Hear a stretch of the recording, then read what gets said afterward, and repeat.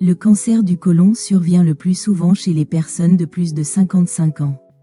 La maladie est dangereuse car elle ne manifeste aucun symptôme pendant une longue période. Un indicateur alarmant est que chez 60 à 70% des patients, la pathologie est détectée au stade 3-4.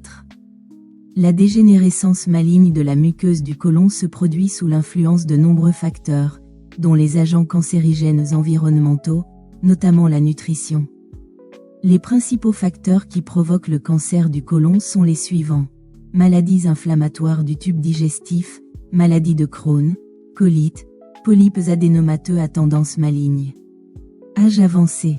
Le plus souvent, la tumeur se développe chez les personnes âgées de 60 à 75 ans. Prédisposition génétique. Les maladies héréditaires augmentent la probabilité de développer un cancer. Mauvaise nutrition. Le plus souvent, la tumeur se forme dans les parties de l'intestin où il y a un retard dans le contenu.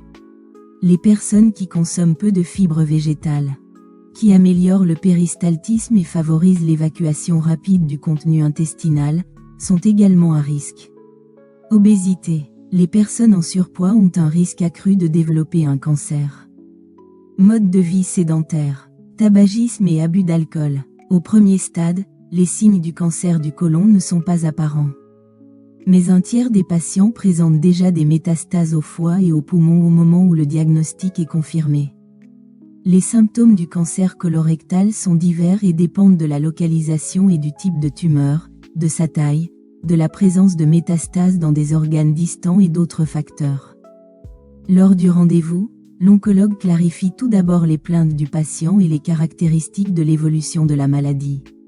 Lorsqu'un cancer du rectum est détecté, notre centre réalise toute la gamme des interventions chirurgicales existantes: extirpation abdomino-périnéale du rectum, ablation complète du rectum à l'aide d'un dispositif de fermeture de l'anus.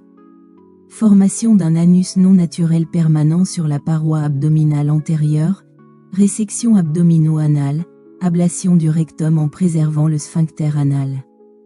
Résection abdomino-anale sus-anale, ablation du rectum avec préservation du sphincter anal et d'une partie du rectum. Résection rectale transpéritonéale, antérieure, ablation du rectum avec préservation du sphincter anal et préservation d'une section importante du rectum. Opérations économiques, exérèse tumorale transanale, électroexérèse tumorale. L'une des principales orientations de l'oncologie moderne, y compris notre centre, est de maintenir un niveau élevé de qualité de vie pour les patients après le traitement.